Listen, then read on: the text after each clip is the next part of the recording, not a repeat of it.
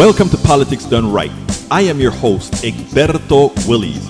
This is a progressive program that will take the mystery out of politics. This is the program that will encourage you to make sure government becomes we the people. Whether you are liberal, progressive, conservative, or otherwise, you get to air your point of view. We are an independent media outlet that, unlike mainstream media beholden to corporations, we only owe allegiance to you. Remember, you can also send me a tweet at EGBERTOWILLIES. That is at Egberto Willies. Let us engage. It is Politics Done Right.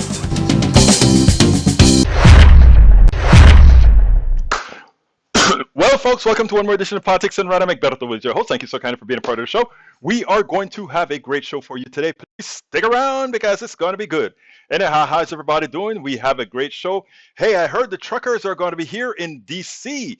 They're going to be coming up to muck the things up. They want to close down the traffic. They want to do all those kinds of things. Well, let them go ahead and do it. Let them cause the panic in the streets. Let those guys take responsibility for the ones that are holding things up. Who really cares? Who really cares? But you know what? I don't care about those people who want dissension. I care about my peeps. My peeps. How are you guys doing? Eric Hayes, how are you doing? Deb Denny, she says, lurking again, sick in bed. My dear, beautiful Deb Denny. What is wrong? I want to hear what's wrong with you, my dear friend, so that we can send you some positive affirmations. You know, we believe in that stuff. Positive affirmations to get you going. Nanette Bird Smith says, hi all. Hello, Nanette Bird Smith. How are you doing today? AVQ. He went to the dentist. But you know what? He's still here. He got back in time. Welcome aboard, brother AVQ. And it looks like Eric Hayes wants to control a few things here. Migraine headaches. Hey, you know what works for me? That super extra strength Tylenol. Actually, you know what? That's true. That's not true. That's not true. I use Tylenol when I'm here at my daughter's house, but I normally do Excedrin because that has the Tylenol in it, which is the acetaminophen. It also has, I think it's aspirin, and it also has caffeine. That three combination usually knocks my headache off the rails pretty darn quickly. So you may want to try the Excedrin or some permutation thereof. They have those in generic forms now. You don't have to go out buying those name brand pieces of crap, you know what I mean? All right, Eric Hayes says, question, if the whole country moves towards EV, how in the world will grids handle that load? Along with homes, etc. Home, especially in Texas without fossil, you can't even support it. All right.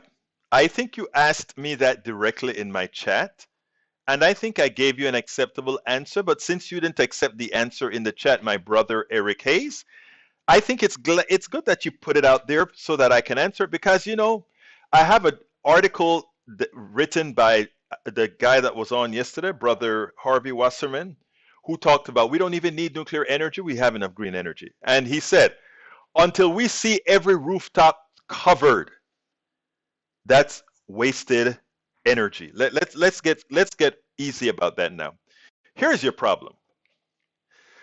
The industry has taught you to limit your thinking. It has taught all of us to try to limit our thinking. What does it want us to do?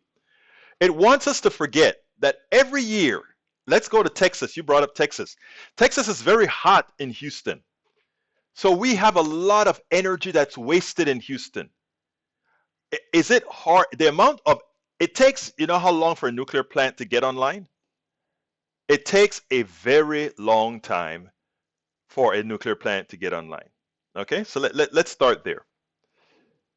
Now, if we assume that or we know that it takes a long time for that nuclear plant to get online, imagine if we invested that time in technologies that we can use right now, whether that be solar plus batteries, right?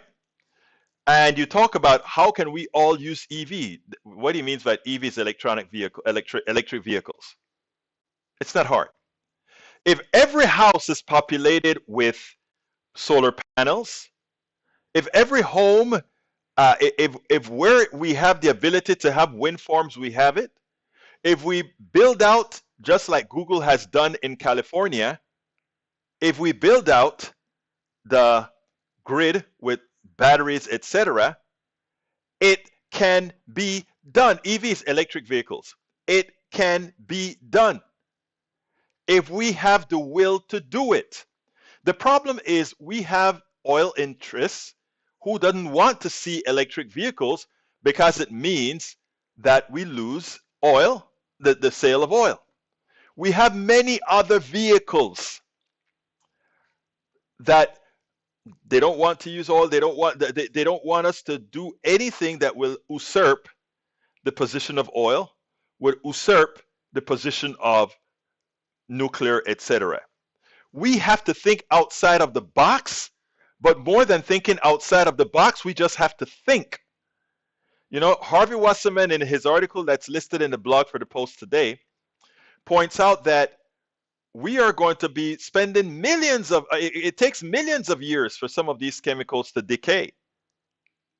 So why would we want, again, why would we want to invest in that?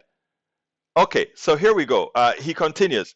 It was meant to be an obvious answer, and policy doesn't prove reality of it. Just look at the landscape this country is in. And like you said, there is no shortage of energy, and yet we as a country have to import it and to subject pricing to the world market by what happens globally. We don't have to and can set our own price protecting American market. Again, I believe what you just said, Eric, is correct. What you just said is correct. If we didn't have the fallacy of markets, we could do what you just said. I want to read your line, because the same people that fight us when we talk about there being a mythical market is what you're saying we should do. And this is a dichotomy that we have between thinking, everybody being intelligent, and us just parroting what the right wing or conservatives would tell us. I want to read what Eric just said, because Eric is absolutely correct. Here's what he said. We don't have to we could set our own price and protect the American market. Wow. If only we could. But the people you support, the plutocracy, will not allow that to happen. Offshoring makes that an impossibility. All right? Everything that you think about what they call the free market, the capitalist market, prevents what you just said there. You're like me. You believe we should be able to protect our market. And if we build things in America, we can be in America for all practical purposes, given the resources that we have, pretty damn self-contained, and not have to worry about the crisis in Iraq, the crisis in Afghanistan, the crisis in Ukraine, the crisis around the world. We have the wherewithal to do it if we chose to. But our plutocracy says otherwise. They say we'll manufacture overseas. We will have just-in-time inventory. That means we offshore and bring product in, which put us at the behest of other countries, other problems around the world. So, Eric, when I talk about the right making people not think straight, I am saying you just proved that you can think, because you said it. We could we have enough oil for ourselves for however much we need, for however much longer we need it. We have enough oil here. But you know what? A lot of oil that is made here, that is drilled here, is sent overseas because they can get a better price. That's the mythical market. That is that is capitalism for you. All right? All those ills, all those things that you are against is what I'm talking about. And you prove that when we think as a collective, when we think in the interest of our people, we would actually get things done. So, Eric, believe it or not, you believe the things that I believe. You just choose when the right tells you to believe something else to believe it. All right, let's continue. Batteries, right? Nope, we have natural gas, but that is plentiful. Again, notice what you just said now. We have natural gas that's plentiful. Yes, it is. But because there is natural gas, do we burn it? No. Do you burn your farts because it's there to burn? No. Let me explain. Not because you can burn something or use something, you do. We don't need to use it. Batteries, yes. Why batteries? Because batteries is a back-end store for solar, wind, and drought. Okay? That's the back-end store. That's the purpose of batteries. And that is how we make renewable energy available whether the sun is shining, the wind is blowing or not. Then you come back and you say, but that is expensive. It is only expensive in a capitalist society that prices capital and does not price everything else. Right? In other words, why are batteries expensive and why is oil cheap? And is there a way to reverse that? Yes, we could take all the subsidies away from oil. We could charge all the destruction that burning carbon causes if we place that cost on oil and gas. There would be more than enough money to build out renewables. Let's give an example. When you pay $2 a gallon for gas, I know it's a little bit now, but if you pay $2 a gallon for gas, do you really think gasoline costs $2 a gallon? No, it does not. If you put in the cost of burning the gas, the benzene that's left in the ground, the climate changes that it causes, if you add all that cost in and the destruction that causes, all of us pay for the hurricanes, all of us paid for the cancers, all of us pay for the healthcare costs of burning these dirty fuels. We pay for it. We don't pay it at the gallon of gas. We pay it when we pay health insurance. We pay it when we pay to clean up the environment. We pay in taxes to do all these things. Now, suppose we got honest and decided that we were going to pay the cost as it occurs. Then a gallon of gas may cost $10 a gallon. I don't know, maybe $8 a gallon, because the excess of that would go into paying health care for those people that all this gas is messing with. It'll also go to pay all the what we call externalities. But you see, you have not learned to think that way. You have learned to think that the oil companies have the right to kill you and make a profit. As opposed to, if you are burning their product, then you can sue them for the damage their product has caused to humanity, to people, to your lungs, to everything else. You see? A different way of thinking, isn't it? But it's a moral way of thinking. It's the correct way of thinking. It's the economical way of thinking. Bruce says, yes, we can use our own fossil fuels, not others, Egberto. Is that what I mean? Yes, that's what you mean. But that's not how a market economy, a capitalist market economy works. You can want to use our own fuel, but that's not how it works. In a capitalist society, you have people who bid on that oil, and some of that oil would be bidded away. Again, that is what you support. You are the one who support throwing our local oil on the market. You believe in the free not the free enterprise, you believe in the free market, the free capitalist market. That's what you believe. That's what you told us. And that is what prevents what you want, keeping our oil in America. You see? Bruce says, the Russians sold cars running on compressed gas for many years. If only we had the way to make compressed gas from methane. We could. We could.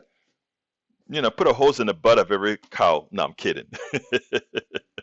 All right, AV AVQ says renewables are cheaper, what for what, than any fossil fuels. And the only reason we still only have fossil fuels is that we are subsidizing fossil fuel by $6 trillion a year. And it could actually be more than that if we add in things like healthcare and that sort of stuff. Rose Williams says, hi everyone. Bruce Pollard, welcome aboard. Melanie Keelan says, I grew up in Texas and got sick of the oil campaign in the 70s. I hear you, girl. I hear you. Melanie Keelan, welcome aboard to Politics Done Right. Tom C says, greetings from the Michigan Mitten. If Americans would buy EVs instead of gas-guzzling cars and trucks, we would no longer be gouged by foreign oil producers and inflation will go down and we wouldn't have to fight the Russians. All right, let's see. Eric Hayes, Egberto, I'm thinking in reality-based selling of excess is fine.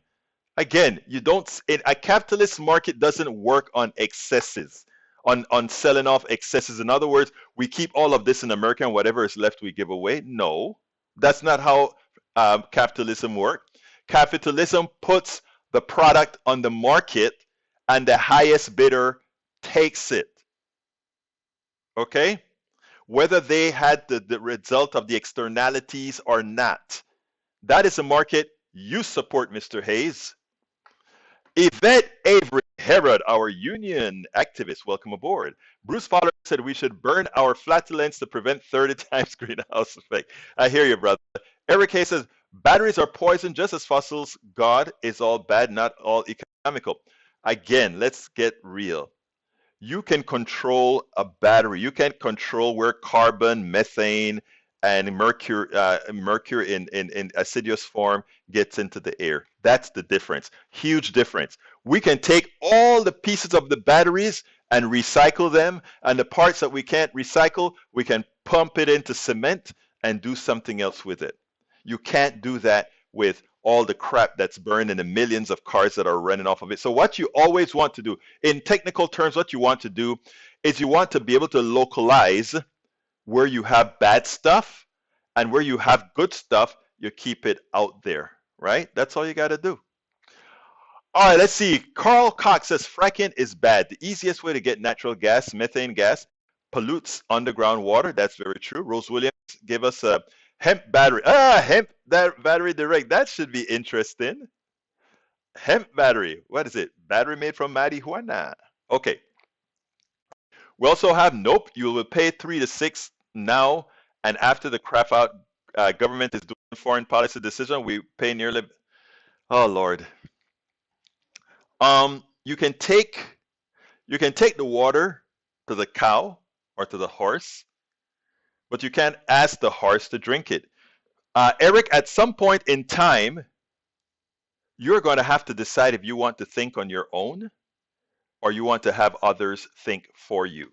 I just gave you irrefutable facts. It's not debatable what I just told you. Okay? You can look it up or whatever you want. You won't even have any of your guys. If I were to, first of all, I wouldn't get on their stations because they won't want to argue with me because they will lose. It's not only arguing with me, it's arguing with anybody that has this position. They won't argue or debate because they can't win, period.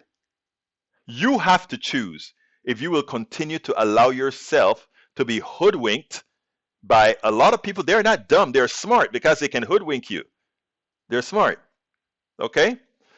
All right, let's see. Yes, we can all afford 40K of EV, and on 2,000 mile trip, you'll spend 7 hours waiting to charge it.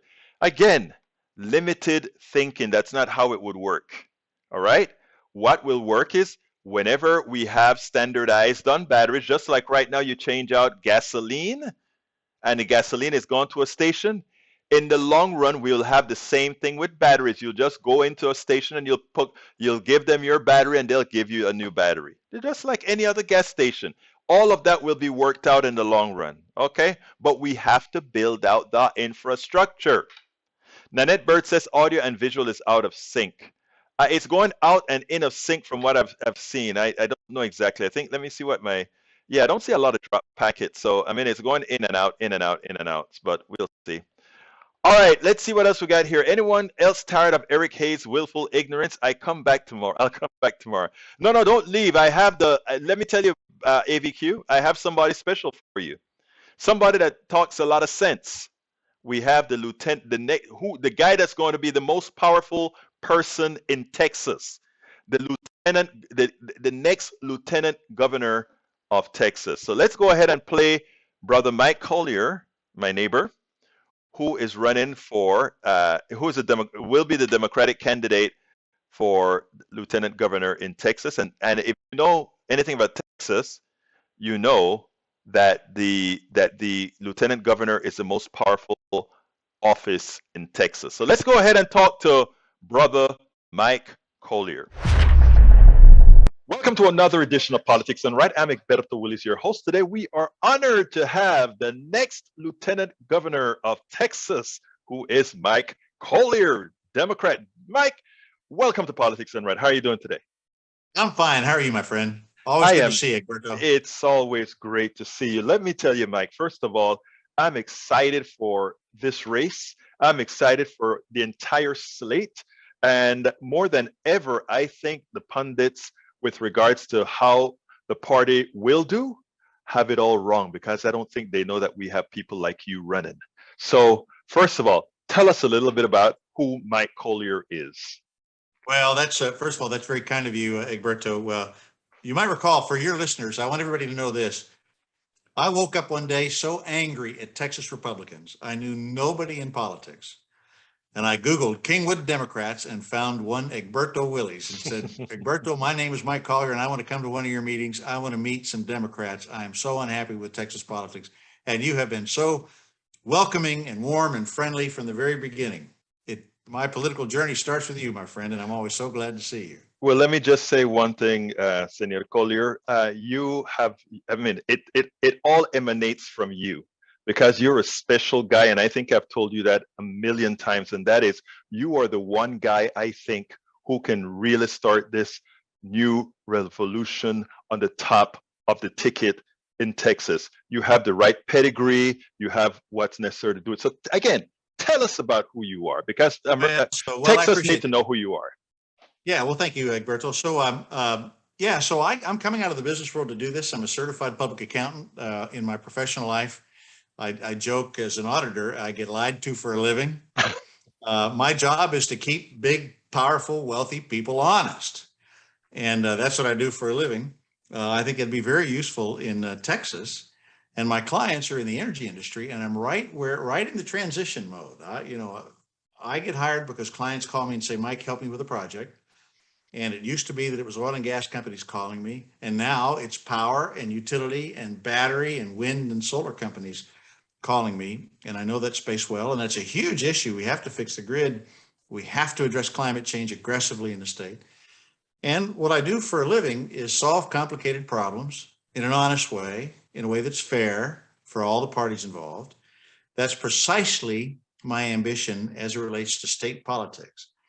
And we have a lot of problems, and we have a lot of people hurting. And a lot of it comes down to, is policy in this state fair? Is it fair for everyone? And for example, as I run for lieutenant governor, the most powerful position in the state, I'm not going to take any money from the corporate PACs, because we know that it is not fair. So often policy is not fair because we know who they work for. They meaning the lieutenant governor, and it's not us. And so if we have a lieutenant governor who's independent, who's focused on fair and smart and wise policy, and goes into communities and hears that people are suffering, and what can we do to help them, and where does state policy take us in that regard, whether it's education, whether it's healthcare, fix the grid, criminal justice reform, we could talk about all of these things. That's the lieutenant governor that I hope to be. And Texans seem to be responding to me. I ran against Dan Patrick 4 years ago and almost beat him. And now we're going to beat him this time. I think you will. You know, it's interesting, because that's what I've always admired about you, and that is that you are able to listen to everybody, no matter what part of the spectrum politically they stand up, because you realize one of the important things, and that is, we're all Texans, we're all Americans, and therefore everybody needs to be listened to. So what I want to, the way I want to start this is, I want to first ask you, when you become lieutenant governor, what is the first thing that you're going to do? You know, you gave a litany of things that you want to that's a problem in Texas. Where are we going to start? Yeah, so in a broad sense, the power of the lieutenant governor is to set the agenda. And the Senate works on whatever the lieutenant governor says we need to work on.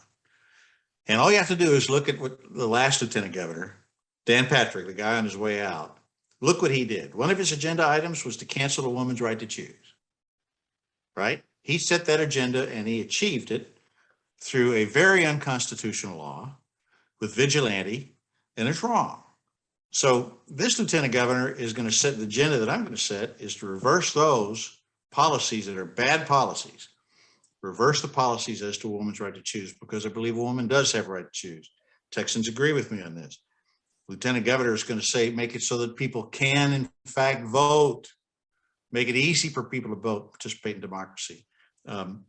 Set the agenda so that we fix the damn grid, set the agenda so that we deal honestly with criminal justice reform, set the agenda so that we're working on legalizing marijuana, which I think would be very good and very important for the state.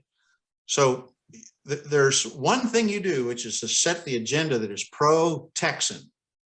And then a lot of other things fall underneath that. And we do have to accomplish quite a lot. It's a big and complicated state, and we've been under the thumb of a zealous regime who have done a lot of really bad things to us policy-wise, and we have to reverse those. Now, interestingly, many of our Republican brothers and sisters, and I really differentiate between our Republican brothers and sisters, the voters versus the politicians. Because the voters, Democrats, Republicans, Independents, they're all good people. What we have to concentrate on is what the politicians have done to us. In our rural areas, Yoakum, Texas, all these other parts of Texas that we can talk about, we have started to see, or not started, we've been seeing hospitals close, all these major issues with healthcare. Even though Texas has not thousands, not millions, but billions of dollars sitting on the table that we can use to make Texans healthy. What are you going to do about that? Well, if you start with the fundamental proposition that healthcare is a basic human right, then we're in a very rich nation, a very rich state within a very rich nation. We certainly can afford it. Healthcare is a basic human right. Do we or do we not as Texans agree with that?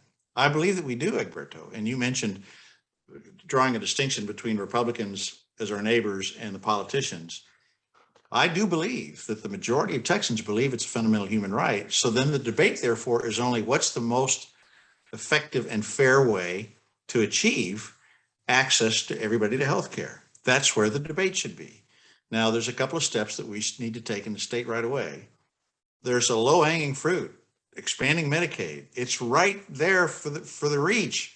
38 other states have done it. There's no reason why Texas shouldn't. It's ready to go. It's a simple up or down vote in the Senate. It's the work of 15 minutes. If we had a lieutenant governor that said, we're going to vote on this thing, the vote would be yes. Even Republicans, I believe, would vote for yes, because the vast majority of Texans believe that to be the case. That will help with hospitals closing.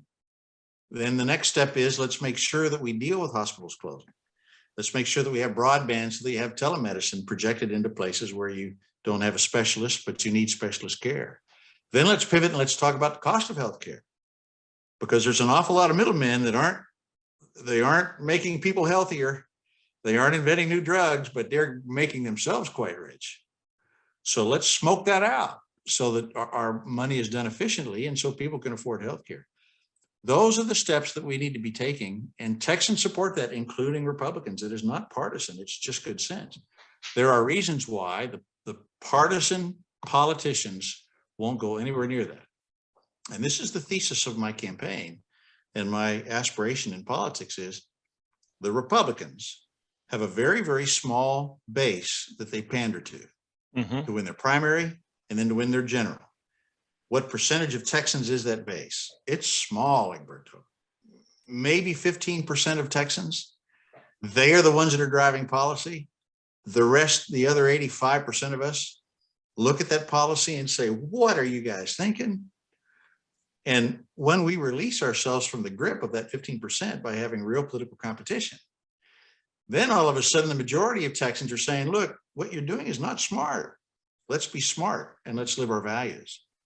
Now, I have been concerned for some time here in Texas in that I see and I don't know, I don't want to point fingers, let's say, at the party or anything of that nature, but I feel like we are not grabbing, I see you doing it, but I don't see a lot of folks grabbing the bull by the horns and putting it out there, just like you've articulated about healthcare, just like you've articulated about the grid, just like you've articulated about the justice system. You're coming out and saying, this is what I want to do. You're giving an assertive message.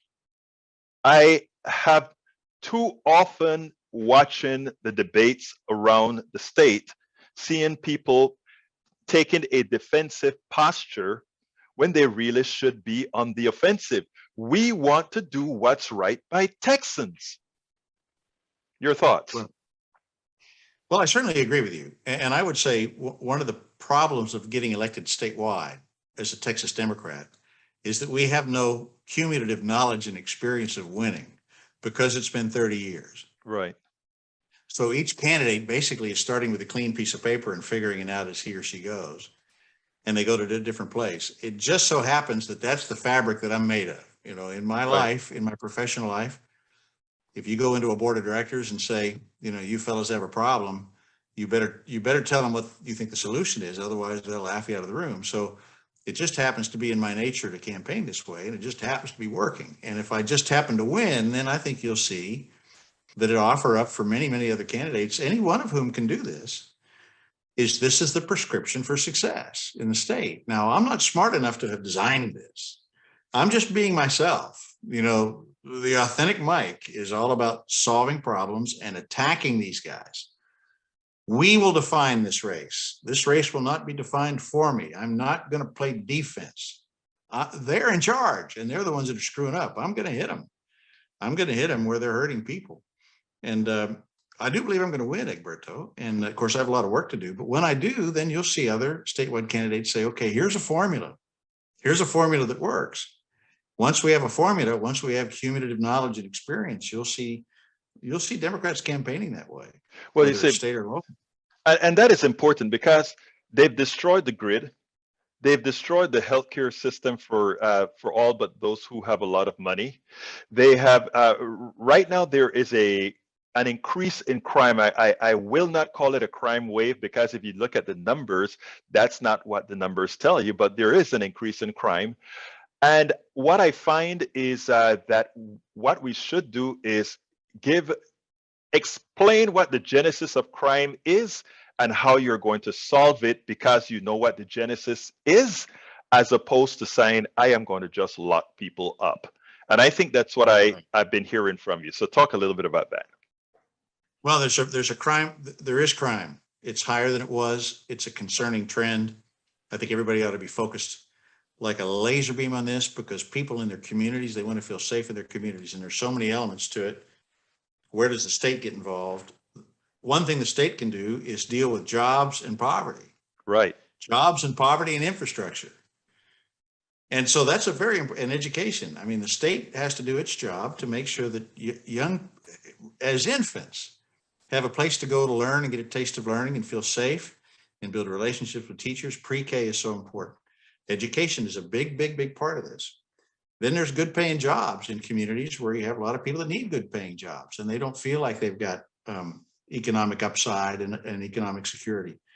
So we need to take steps so that we're investing proactively. There's a lot of money that can be made in communities that are being overlooked. So the point is that you can invest, it can be profitable not only for the investors, but profitable for the workers and their families. Then what follows that is transportation, what follows that is infrastructure. And so there's an awful lot that the state can do. Those things all factor into crime. What the state doesn't do is individual police force work. However, the state contributes a lot, or shall I say the state can or can't, depending on their political will, be a good partner to local government. Now, I'm very, very critical of Dan Patrick and the state government because we are not good partners with our local city and county officials. They have declared war on counties. They have declared war on cities. Our city leaders are trying to keep our streets safe. Our county leaders are trying to keep our streets safe. They're trying to do it in a way that builds trust in communities, which is hard. Why isn't the state helping them? Why is the state not getting behind them and helping them and supporting them financially and with policies that make sense locally. I trust our local leaders, and the state is not a good partner in these things. So there's an awful lot that the state can do, and there's an awful lot that Dan Patrick knows won't do and aren't do. And then finally, they take actions that law enforcement say, don't do it. And there's plenty of examples that I can think of, but the one that comes immediately to mind is canceling permit to carry. That you had law enforcement on the steps of the Capitol saying to Dan Patrick, don't do this. We have a problem on our hands. You're throwing gasoline on a fire because you're pandering to that 15%. So a lot of it has to do with mindset. The lieutenant governor and the state that understands there's a crime problem spends the time recognizing what really drives that, partnering effectively with local government, doing its job. That's what we need. That's what our top leaders don't do. That is excellent. It is amazing because we've spoken a whole lot thus far about what you intend to do, the topics that you're going to cover as Lieutenant Governor, which I think is very important. And the only time Dan Patrick's name comes up is when, he should have done X, Y, Z, which he didn't. It's amazing how one of his major issues now is to take tenure away from professors. And you've made a statement to the Dallas News as well as to the Texas Tribune. Why don't you tell us a little bit about that? Yeah, well, so the background is, Dan Patrick is not a free speech lieutenant governor. He wants to dictate terms as to what can be taught in the classroom. I am very, very much against that, particularly as it relates to history. We have a lot to be proud of in this country. We should celebrate our success. We've made a lot of mistakes in this country. We should learn from them. We should teach history honestly, comprehensively, respectfully, but thoroughly. Dan Patrick is off on some tear that's inconsistent with freedom of speech, and he's creating a war. And he created war in our public schools, and now he's creating war in our great universities. The professors wisely pushed back, and so he said, "All right, we're gonna cancel tenure. Tenure's not perfect. Tenure can be improved. We all understand that we have issues related to universities and tenure, but you don't just cancel it, because we will have a brain drain from our great universities like the state has never seen. The best and the brightest will leave our state. It'll have a tremendous impact on our great universities. It will therefore have a derivative impact on industries that thrive on the relationship between their industry and our universities. It'll be a devastating impact on our state. And the fact that Dan Patrick would actually advance that out of personal pique is not rational at all." The reason I wanted to ask that as one of my last questions is because exactly that. Whenever you make decisions, these decisions can have impacts that way exceed the narrative, way exceed that little pet peeve that you're talking about. Well, the last question I always ask everybody, Mike, is tell me something that you wish I had asked you that I didn't. Okay, well, yes. You didn't ask about public education. Mm-hmm. Because we have so many other things that are on our minds. And as you know, Egberto, because we've known each other for a long time, my decision to run in the first instance, many years ago, was to be the undisputed champion for public education, because that's where the students are. And we've got some schools that are very, very successful, and we got some schools that need our help. And we know that there's racial bias in this. You didn't ask about education because we have so many other things to distract us. But I know when I get on the stump, I start there because I am not a glib and transient politician looking for way. I am devoted to education. If we don't get education right, we're not going to get anything right. And we have a moral obligation to every single little boy and girl, regardless of the community they're born in, regardless of the circumstances, regardless of their race, their religion. We have an obligation to every little boy and girl in this state to give them a shot at success and to be good citizens, and it starts with education. Mike Collier, the next Lieutenant Governor of Texas. Thank you. In fact, thank you so kindly for bringing up education, which I should have asked. But you know what? That proves that you will do the job, because whether we remember to ask it or not, whether we know that it's needed or not, you're right there. Thank you so kindly for having been on Politics and Right. As always, Egberto, great to see you. Thank you. All right, folks, I hope you enjoyed that. Well, you know what time it is. it's time for me to go ahead and say, please get my books. Please do. Berto Willis, as host of Politics Done Right, a progressive radio media show on Pacifica Network's KPFT 90.1 FM Houston that engages all ideologies, I found that our political angst isn't mostly ideological. There is a well-designed effort by many in power to control us. If we are at each other's throats, we are less likely to demand our economic and local wishes. In that light, I wrote 3 books. I wrote the first one titled, As I See It, Class Warfare, the Only Resort to Right-Wing Doom, to describe the entire economy in a manner we can all understand. It highlights why it was designed to pilfer most as it empowers a few, the chosen. The second book, titled, It's Worth It, How to Talk to Your Right-Wing Relatives, Friends, and Neighbors, take it to the next level. After understanding how the system pilfers, it is incumbent that we can speak to our peers to empower a change. The third book, How to Make America Utopia, Take Away the Economy from those who rigged it, gives us a place to land. After learning about our economy that is dysfunctional for most and learning how to engage the other side, we point out what would make an economy that works for all. Each book stands on its own, but together they provide the full picture. Please consider getting one or more. You will undoubtedly learn, be entertained, and help us continue the mission with our blogs, articles, videos, and books. Well, folks, please do. You can actually pick up the book at politicsdoneright.com/books. Maybe I could get that on the screen sometime. Politics Done Right. Let's see. politicsdoneright.com/books. Let's see if I can put it there. Voila. Where are you? Okay. I guess I have to do it the old-fashioned way.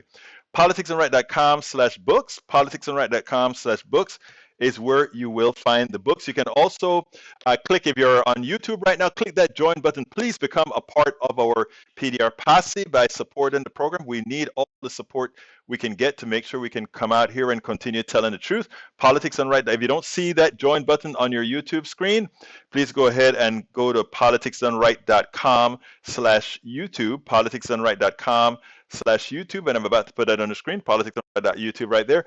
Alternatively, you can support us on our Patreon, politicsdoneright.com/Patreon. Patreon is spelled Patreon, Patreon, and that's the link there, politicsdoneright.com/Patreon. And of course, we all take PayPal, politicsdoneright.com/PayPal. If you have the wherewithal to provide support to ensure we can continue to move this message. You can see we bring you good interviews, we bring you what's going to be happening, etc., etc., etc. Please provide us support at politicsdoneright.com/PayPal, politicsdoneright.com/PayPal. And there is a store. We have a lot of new products in our store. We have new cups, new t-shirts, new hoodies, all that good stuff. Just go to politicsdoneright.com/store. politicsdoneright.com/store. And last but not least, if you can't deal with all these links that we have to support us, we have one place where we have all of the links, and that is politicsdoneright.com/support. politicsdoneright.com/support. All right, folks, so let's continue. Let me, before I go to the other video, let me see. Rose Williams, I didn't know about hemp batteries. Rose says, hemp batteries perform better than lithium and more eco-friendly and are renewable. Hemp is the non-psychoactive variety of cannabis sativa plants. Among other properties, hemp fiber can be easily transformed into carbon nanosheets, which can store a ton of energy for very little mass and can operate at various temperatures. I think you gave a link. I got to look for that link. I had never heard of that before. E2247, welcome aboard. He says, the military-industrial complex and our culture, a webinar presented last night. Thank you, my brother. Nanette Birdsmith said, amen to, I guess, to what brother Mike Collier had to say. I love Mike. Mike is going to make a hell of a lieutenant governor when he wins and take over Texas. He will be the most important office in Texas. The lieutenant governor is more powerful in Texas than is the governor, as he's the one who dictates policy. He's the one who dictates what makes it onto the floor, what becomes law. It cannot happen without the lieutenant governor. So we are lucky to have Mike Collier as someone who is running, and you guys know him. Nanette Bird Smith says, great interview. Let's clone him. I know he is that good. He is. And you know, what you see there is what you really get. That is the real Mike Collier. All right, good interview. How about getting some people going against Lina Hidalgo? Why would I do that? Again, this program is to move us forward, right? That's what we do. And I think currently in our state, the person that's going to continue to move us forward as far as judge is concerned, is absolutely going to be Lina Hidalgo. Lina Hidalgo has the moxie. She is young. She thinks forward. She doesn't have the pettiness that a lot of other folks have. And she will run rings around every single Republican that is running right now to take that position, period. Carl Cox says, I did say something. There are 3 somethings, that is. Carl Cox, let me see what you said. You said you did say something. Carl Cox said, the Republican-controlled states have passed bills that will allow the Republicans to throw out votes at the local, state, and federal level, so America becomes a neocon Republican one-party country. Did you say something else? Oh, and Tom said something too. Tom C. says, Trump said Putin is a genius for declaring parts of Ukraine independent countries and sending in Russian troops as peacekeepers. Putin is an evil genius who wants to restore the evil Soviet empire. I agree. And Carl Cox also says, right-wing media lies through its teeth. Fascist propagandist news. AVQ had one for Eric, he says. Willful ignorance, Eric. Eric, you know I love you, but that is true. You choose many times not to, you cloak thinking differently or wanting to have an opinion. You use that all of the times when somebody points out a fact to you. Well, once a fact is pointed out, it trumps opinion. Remember that. When we're dealing with facts versus opinion, facts trump opinion every single time. So if you come to us and say, well, I feel like we can't, when you say this, Eric, let me give an example. If you say, I feel that we could not, it is my opinion that we could not have a system that's run on renewable energy. And I give you a factual proposition that says there is enough renewable technology out there right now for us to get off of nuclear, for us to get off of oil in the next 20 years. And you say, my opinion is we can't. And I tell you factually, the resources are there currently to do just that. I'm not going to argue about it, right? Because fact trumps opinion.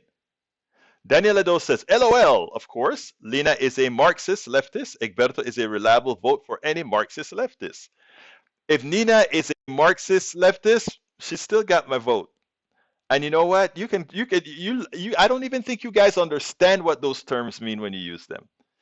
Eric Hayes says, I'm not cloaking anything except that I see all the time. You have nothing factual about it. Where is your place? Again, we give you the place. We break it down into joules.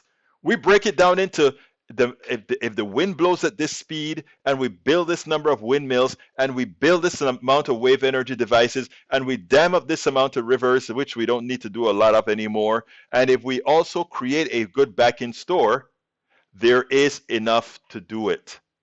The numbers tell you it's there. That's all I need to say. That's all I need to say. You can choose to look it up or not. That's your choice. Anyhow, let's go ahead and play our last video of the day. Let me set it up. Recently, Mitch McConnell was asked, hey guys, if the Republicans win the House and the Senate, what are your plans? What do you plan to do for the American people? Right?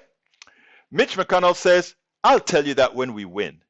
And the reason he will tell you that when they win, if they were to win, is because they don't have anything to offer. They don't have anything that Americans really, really want. So they don't dare tell you what they want, because if America finds out what they're all about, there is no way in this living hell that they would ever, ever win. They have, again, no policy that supports the middle class, no policy that supports the poor, no policy that moves people forward. They don't. You name me one, I give you $1 million. Anyway, but Rick Scott, the quarter billionaire, Rick Scott is going to put out 11 points with over 128 options to show that we Republicans stand for something. And my God, he gave every Democrat the template to use to beat the Republicans. And you know what? If they don't use it effectively, starting immediately, that would be malpractice to the core. So what I want you guys to do is listen to this, and then we'll take it on the other side.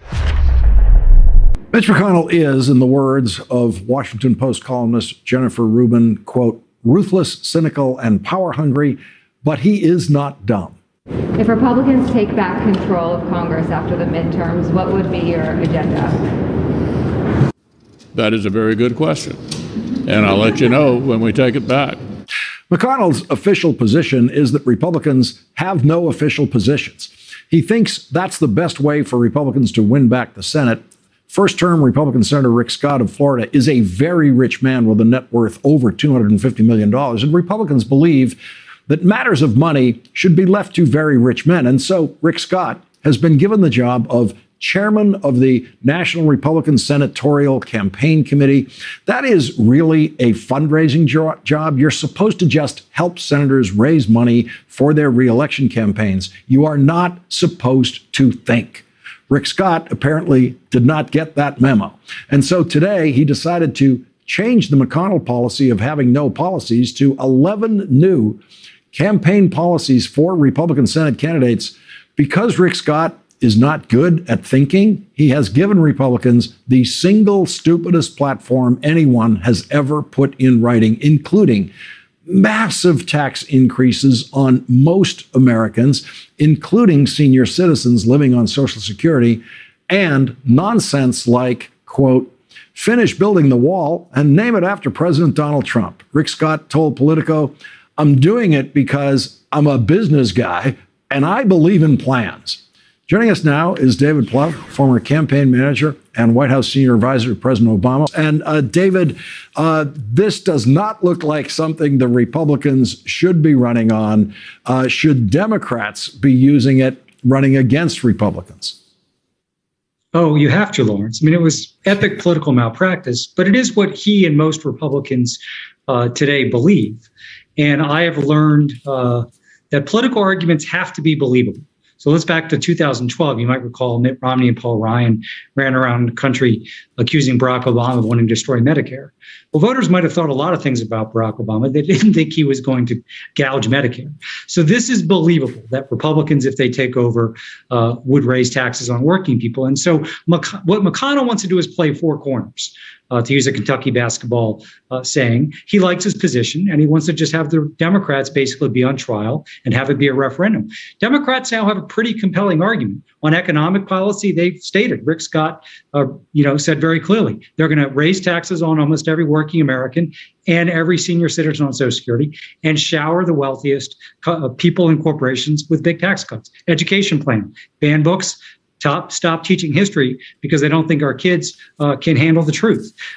Their foreign policy plan, for a lot of them anyway, is to basically snuggle up to Vladimir Putin and give the middle finger to our allies. Their healthcare plan is to make it harder and more expensive to get healthcare. There's a lot you can do with it.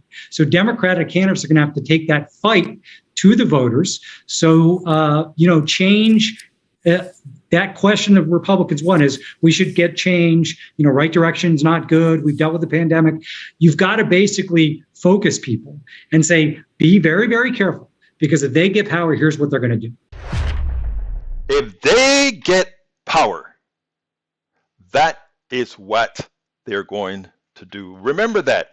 And that's what every single Republican, or rather Democrat, has to remember. Republicans intend to raise that. And for those who say, oh, really, are they going to do that? Yeah, you know what they said? Everybody needs skin in the game. They don't realize that we all pay taxes. Even those that the people, I remember Romney said, 47% of these folks are the only ones who pay tax or whatever, something to that effect. Well, you forget one thing. and that is we all pay Social Security taxes and many other taxes that even the wealthy don't pay. So we have something to run on. I think Rick Scott just did the Democrats a big favor.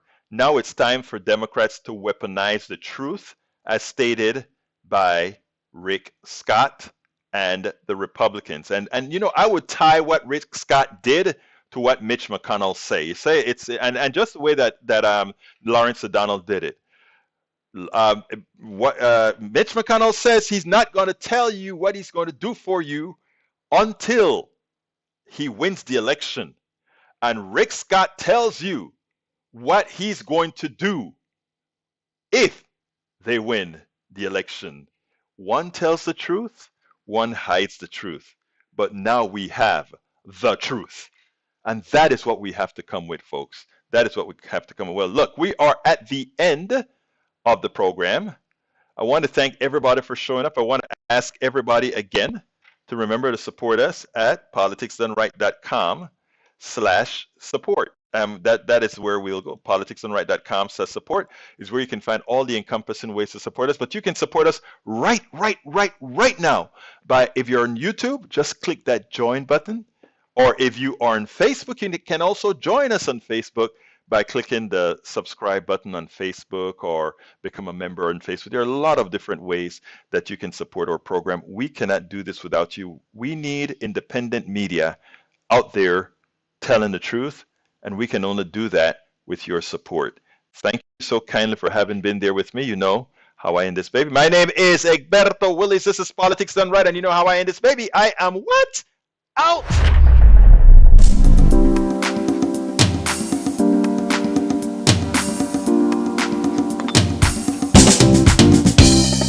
Welcome to Politics Done Right.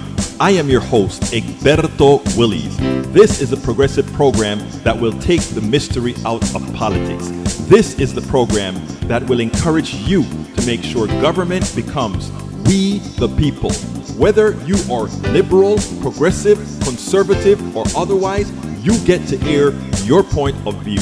We are an independent media outlet that, unlike mainstream media beholden to corporations, we only owe allegiance to you. Remember, you can also send me a tweet at EGBERTOWILLIES. That is at Egberto Willis. Let us engage. It is Politics Done Right.